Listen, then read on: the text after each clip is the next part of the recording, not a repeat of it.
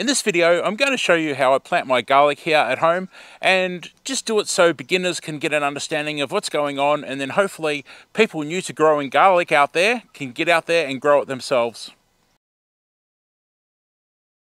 G'day everybody, I'm Daz from My Aussie Gardening Kitchen, an Australian cooking and gardening channel. So yep, let's have a look at how I grow my own garlic today.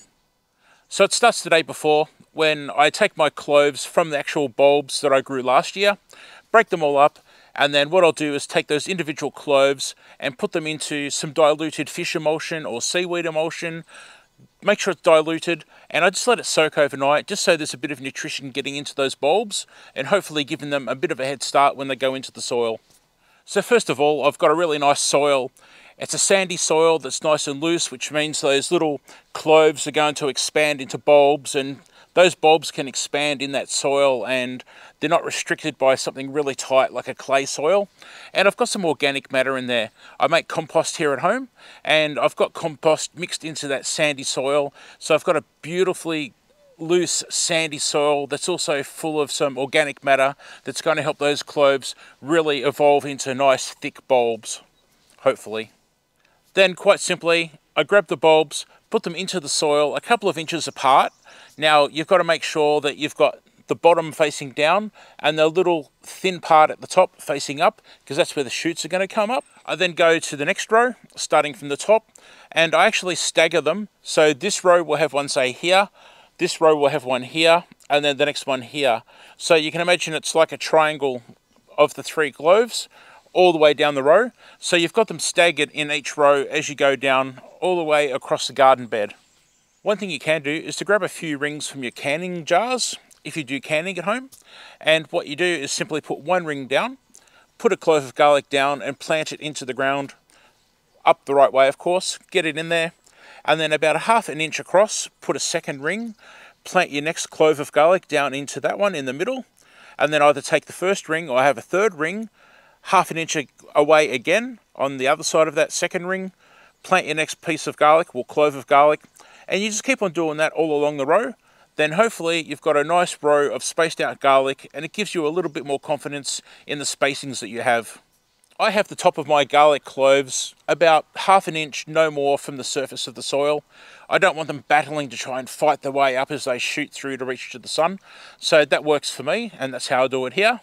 Then I get a bunch of fertilizers that I have here, such as blood and bone and a pelletized chicken manure. There's another one here that's a bit of a specialist one that I get from an online retailer.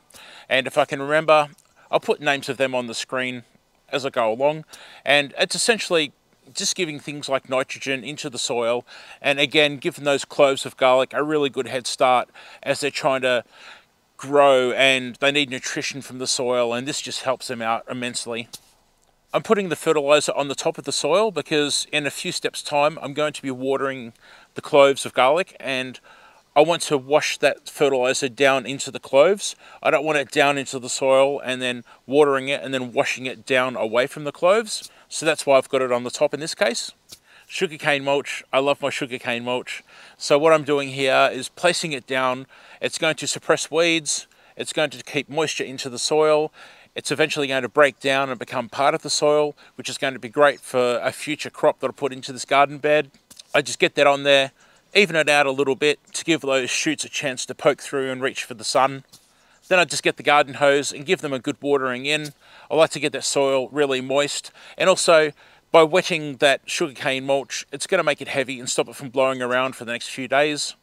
And then finally, in my case, I just get some old bird netting. My garlic will be nice and safe as long as I've got that chicken netting, I should call it chicken netting, bird netting on there, and it stops my girls from getting there and having a good old scratch. Now here on this property, I plant my garlic cloves in autumn, or fall as people say overseas, and I've learnt that mine will actually take until about, say, December my time, which is summer here in Australia. And in summer is usually the time for me to start pulling them out of the ground. And I get some nice healthy bulbs, really good for storing. I then use them in cooking and making powders and stuff like that. And of course I save some, and then the following year, they're my cloves for my next crop of garlic. And that cycle just goes on and on every year. It's fantastic.